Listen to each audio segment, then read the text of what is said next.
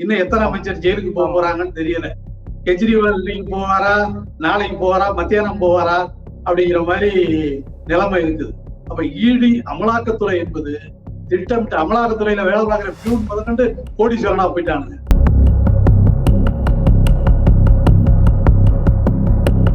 நீதிமன்றம் கூட அப்படி ஒரு நோட்டீஸ் கொடுத்தது இல்ல. என்னன்னா இந்து பள்ளர்கள் கொடுக்குறாங்க நோட்டீஸ்ல அவங்க பேரை போட்டு பெரிய சர்ச்சையா இருக்கு. பள்ளர்கள் கொடுத்தா அது எவ்வளவு அயோக்கியத்தனமான விஷயம் இது. அவன் ஈடியில கள்ள நோட்டு வச்சிருந்தாங்கிறது அப்படி ஒரு குற்றச்சாட்டு.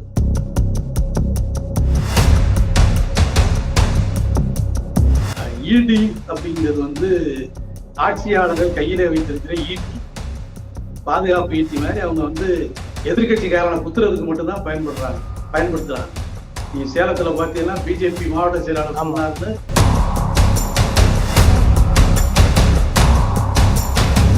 இதுக்கு சீதாராம் யெச்சூரி நான் வர முடியாதுன்னு சொல்லிருக்காரு. சீதாராம் யெச்சூரி நேரடியாக இப்ப நான் ராமர்கள் திறப்பளவுக்கு வரமாட்டேன்னு சொல்லிருக்காரு இல்லையா? அதை எப்படி புரிஞ்சுக்கிறது? இல்ல, அதாவது கம்யூனிஸ்ட் கட்சிகள்ல அப்படி ஒரு நிலைப்பாடு எடுத்தால் அது சரியானது, நாம் பாராட்ட வேண்டியதுதான் அவரை பொறுத்தவரை. ஆனா காங்கிரஸ் அப்படி ஒரு நிலையை எடுக்காது.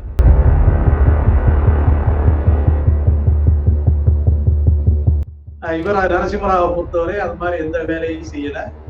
சொல்ல விட்டுச்சியா இடித்தவரையும் சரி அப்படிங்கிற மனநிலையில தான் நரசிம்மராவும் அன்றைக்கு இருந்தார். அதுக்கு பின்னாடி உள்ள வாஜ்பாயில இருந்து எல்லாம் பிஜேபி ஆயிட்டாங்கல்ல. இவங்க எல்லாரும் ஒரே மனநிலை தான்.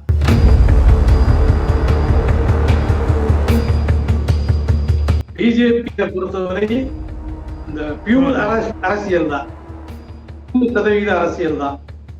ஆன்மீகங்கிறதே இந்தியாவில இப்ப இல்ல. அதுக்குதான் ஒரு பேர் கொடுத்திருக்குது, பிஜேபி ஆன்மீக அரசியல். ஆமா, அது ஆன்மீகத்திலையும் சேர்த்து இல்ல, அரசியலையும் சேர்த்து இல்ல.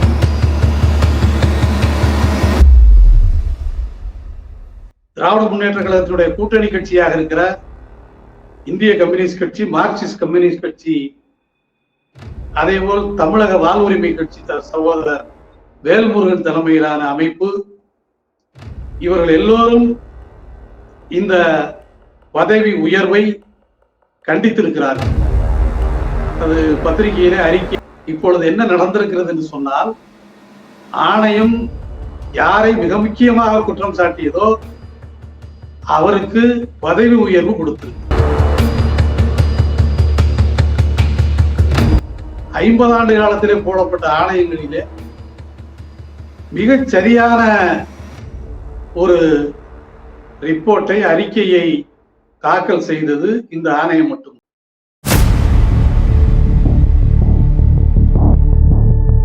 காவல்துறையினுடைய தென்மண்டல தலைவராக இருந்தவர் மீது, சைலேந்திரகுமார் அவர்கள் மீது இந்த ஆணையம் குற்றம் சாட்டியது.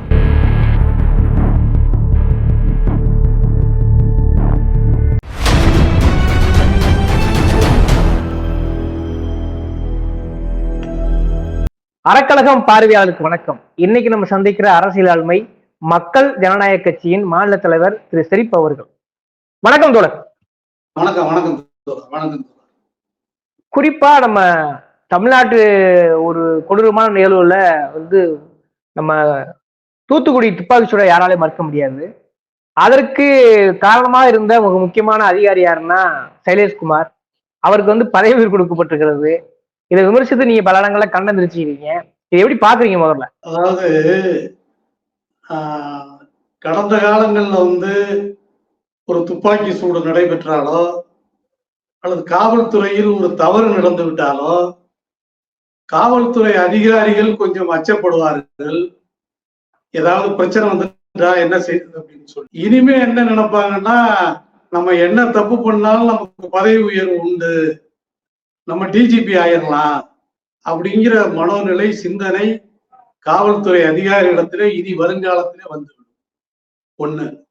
ரெண்டாவது, எனக்கு தெரிஞ்சு தமிழ்நாட்டில் போடப்பட்ட ஆணையங்களில கமிஷன், இந்த கமிஷன் என்ன சொல்லுவாங்கன்னா, பத்திரிகையாளர்களை உங்களை போன்றவர்களே சொல்லுவாங்க, ஏதாவது ஒரு பிரச்சனையை தள்ளி போடுன்னா ஒரு கமிஷனை போடுன்னு சொல்லி. அதோட அந்த பிரச்சனையை இழுத்து மூடுறது, மறக்கடிக்க வைக்கிறது, அதுக்காக கமிஷன் போடுறது. ஆனா எனக்கு தெரிஞ்சு என்னுடைய வயதுக்கு தமிழ்நாட்டின் வரலாற்றில் முதல் முறையாக ஒரு கமிஷன் சரியான தீர்ப்பை, ஒரு சரியான அறிக்கையை கொடுத்தது, அப்படி சொல்லலாம். ரிப்போர்ட் அறிக்கையை கொடுத்துச்சு.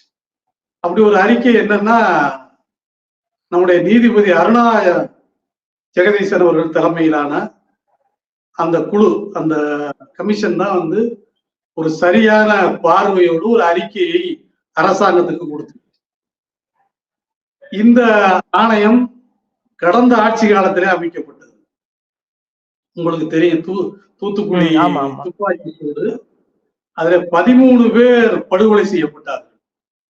அது துப்பாக்கி சூட்டுல இறந்தாங்கன்னு நம்ம சொல்லக்கூடாது, படுகொலை தான் அது. அந்த படுகொலை எப்படி நிகழ்த்தப்பட்டதுன்னா, பல பேர் வீடியோ எடுக்கிறாங்க.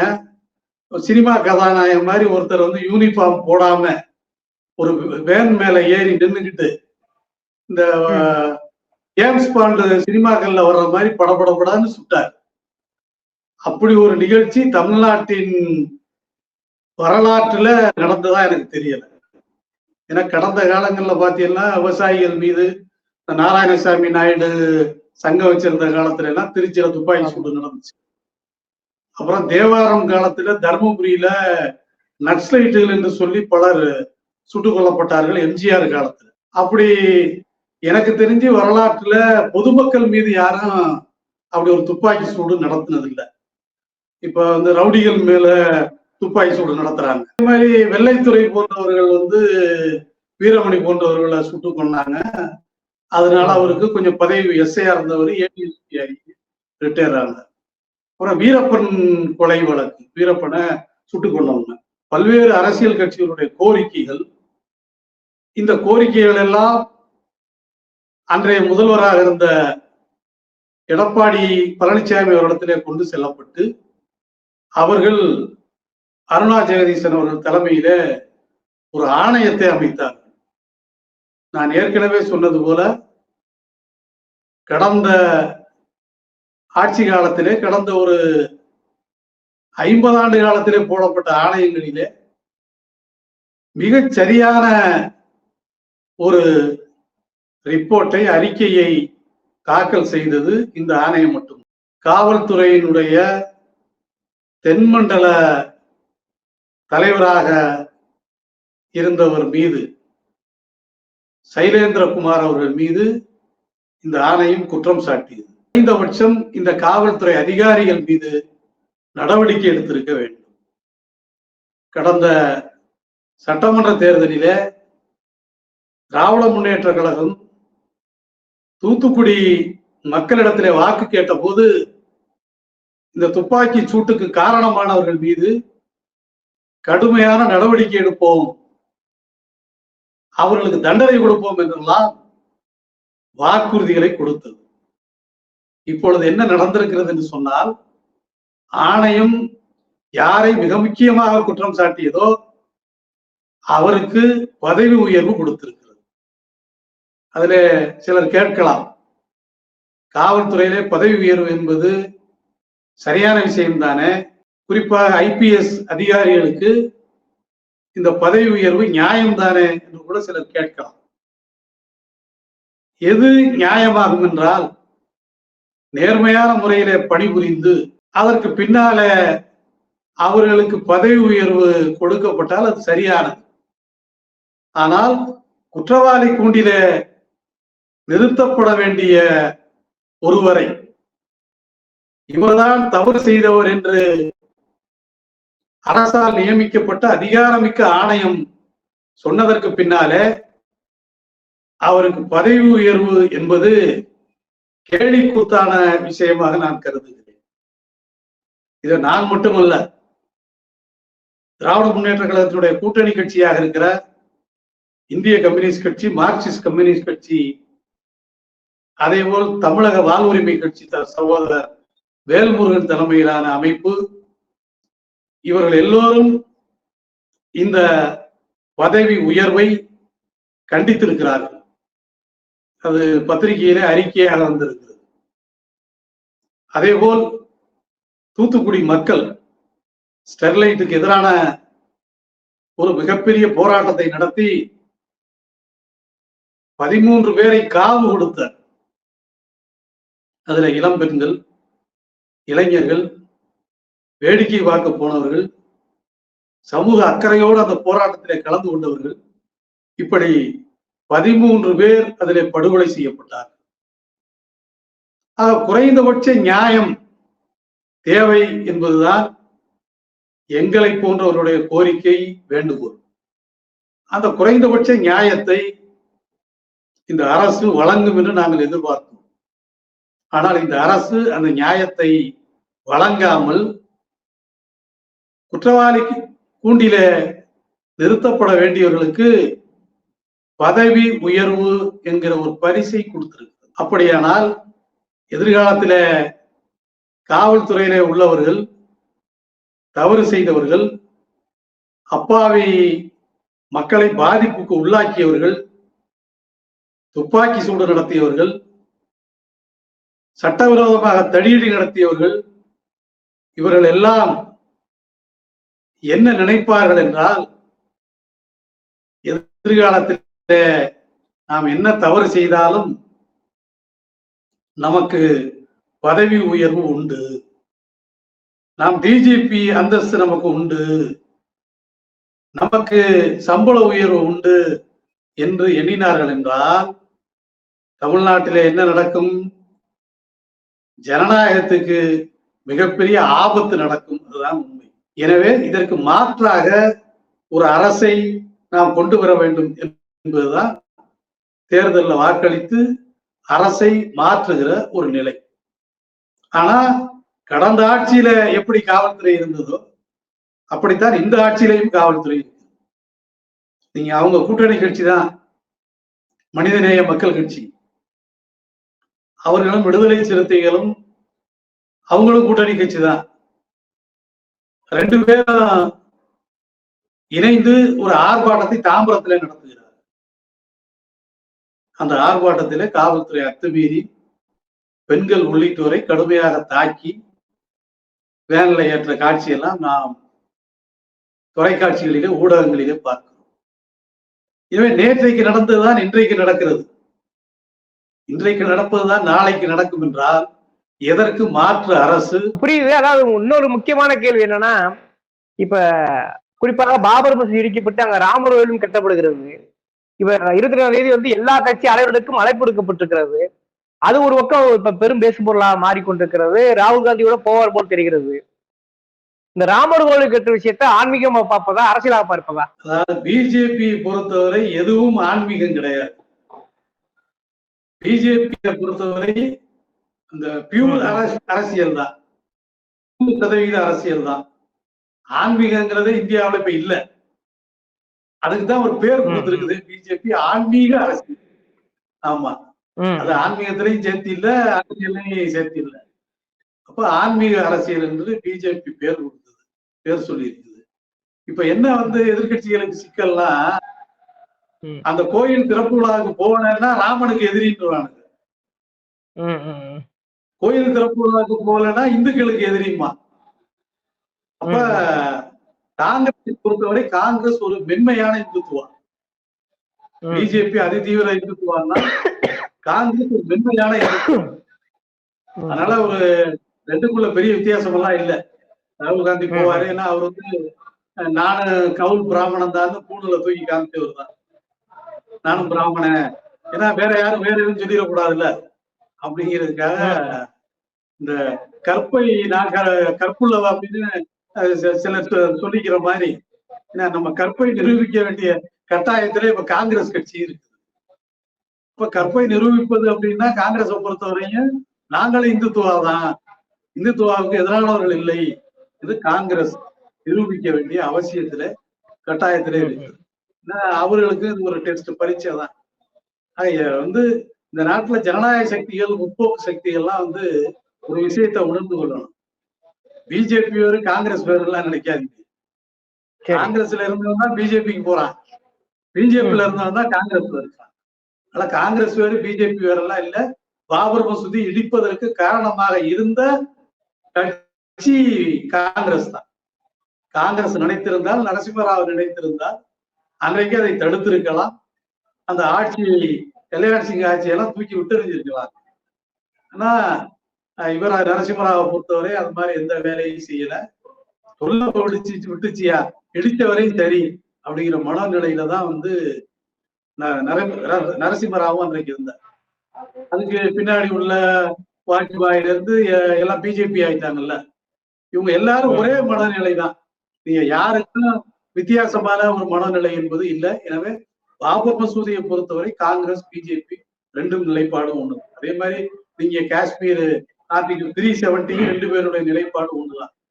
பொது சிவில் சட்டத்தையும் காங்கிரஸ் எதுக்குதா சட்டம் போடுறான்னு இன்னைக்கு வரையும் தெரியல. அப்ப காங்கிரஸ், பிஜேபி வந்து மாறுபட்ட கருத்துடைய கட்சிகள் இல்லை. எல்லா தேசிய கட்சிகளும், கம்யூனிஸ்ட் கட்சிகளை தவிர எல்லா தேசிய கட்சிகளின் நிலைப்பாடும் அப்படித்தான். ஒன்றும் பெரிய மாறுதல்லாம் எனக்கு இருக்கல.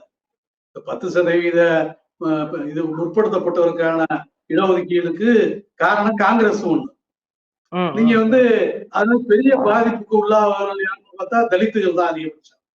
மிக பிற்படுத்தப்பட்ட வகுப்பினர் தான் அந்த 10% முற்பட்டவருக்கான இடஒதுக்கீடு. அது முதல்ல ஆதரிக்கிறது யாருன்னா கம்யூனிஸ்ட் கட்சியும் பகுஜன் சமாஜ் கட்சியும். அப்ப இந்த மாதிரி கேலி கூத்து இந்திய அரசியல்ல மட்டும்தான் நடக்கும். யாருக்காக கட்சி நடத்துறோமோ அதை விட்டுட்டு எதிராளிக்கு சப்போர்ட் பண்றது அப்படின்னு சொல்லி. அப்ப இது தொடரும்.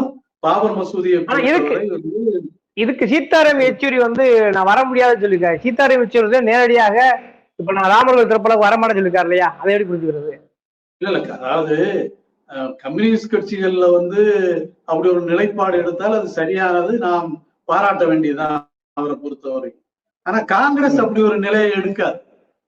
காங்கிரஸ் பொறுத்தவரை நான் வரமாட்டேன்னு சொன்னாலும் அல்லது வந்து வேறு விதமா சொன்னாலோ அது இந்துக்களின் எதிரி கட்சி அப்படின்னு அவன் குற்றம் சாட்டுவான்.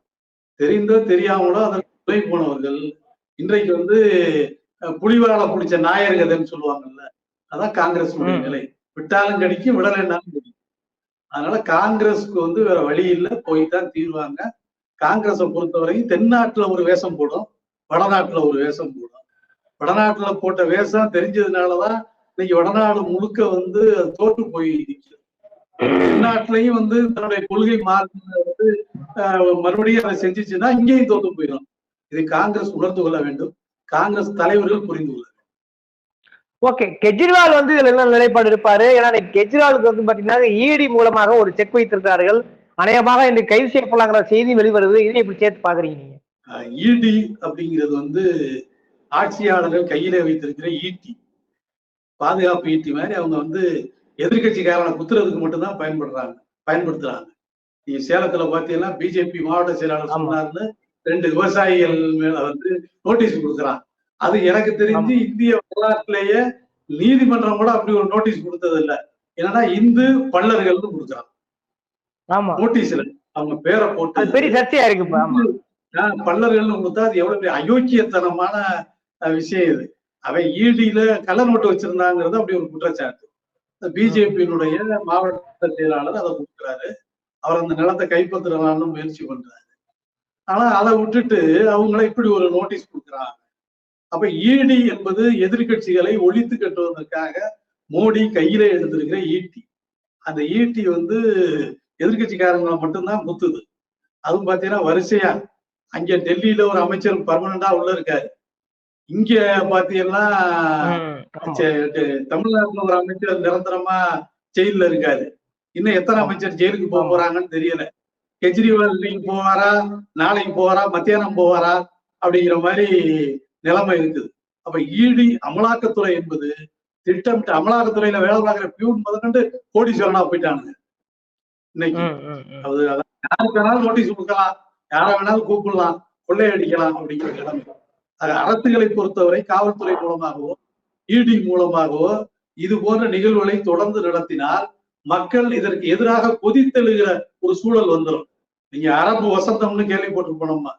கொரோனாவுக்கு முன்னாடி உலகம் முழுவதும் பேசப்பட்ட விஷயம் வந்து அரபு வசந்தம் தான். மிகப்பெரிய மக்களுடைய எழுச்சி ஏராளமான ஆட்சியை தூக்கி எறிஞ்சிருச்சு. அதுக்கு பின்னணியில யார் இருந்தாங்க, முன்னணியில யார் இருந்தாங்கிறதெல்லாம் வேற விஷயம். ஆனா அந்த எழுச்சி தூக்கி எறிஞ்சுச்சு. அது மாதிரி நாளைக்கு இவங்க சட்டவிரோதமான முறையில காவல்துறையோ அல்லது தனக்கு கீழே உள்ள இந்த நிறுவனங்களையோ NIA, ED மாதிரி நிறுவனங்களையோ பயன்படுத்தினால் மிகப்பெரிய புரட்சி என்பது இந்தியாவோட வரும். அது மோடி இருந்தாலும் சரி அல்லது யாரு ஆட்சிக்கு வந்தாலும் சரி, அது எதிர்காலத்தில் நடக்காமல் இருக்க வேண்டும் என்று சொன்னால் குறைந்தபட்சம் இது போன்ற விஷயங்களை ஆளுகிற அரசுகள் தவிர்த்து கொள்ள வேண்டும். அப்படி தவிர்க்கலன்னா அப்படி ஒரு புரட்சி நடப்பதை யாராலும் தவிர்த்து விட முடியும். கைலேஷ்குமாருக்கு பதவி உயர்வு கொடுத்ததெல்லாம் நாளைக்கு என்ன வேணாலும், நாளைக்கு யார் பிடிக்காதாலும் அவங்களை சுட்டு கொண்டா அவர்களுக்கு பதவி உயர்வுங்கிற நிலைமை தமிழ்நாட்டிலே வந்துவிடும். அரசு இவற்றையெல்லாம் மறுபரிசீலனை செய்ய வேண்டும் என்கிற கோரிக்கையை அறக்கழகத்தின் மூலமாக நான் முன்வைக்கிறேன். ஓகே, பல்வேறு தரப்பு விஷயங்களை பேசிருக்கீங்க. குறிப்பா சைலேஷ்குமார் விஷயம் அந்த துப்பாக்கியால் சுட்டு கொண்ட ஒரு மனிதருக்கு பயிர்வுதாங்கிற கேள்விக்கு பதவி உயர்வா என்கிற கேள்வியை கேட்டுக்கிறீங்க. அதே போல ஈடி விஷயம், ஈடி அல்ல ஈட்டின்ற மாதிரியான விமர்சனம் வச்சிருக்கீங்க. பாபர் மசூதி இடித்து அங்கு ஒட்டப்பட்ட கோயில் அரசியலா ஆன்மீகமான அது அரசியல் தான்றதையும் பதிவு பண்ணிருக்கீங்க. அப்படியே மக்கள் பார்வைக்கு விட்டுக்கிறேன். இந்த மாதிரியான விவாத சொல்ல அறக்கலத்துக்கு நேரம் ஒதுக்கிறதுக்கு ரொம்ப நன்றி தோழர். நன்றி நன்றி நன்றி தோழர், மகிழ்ச்சி.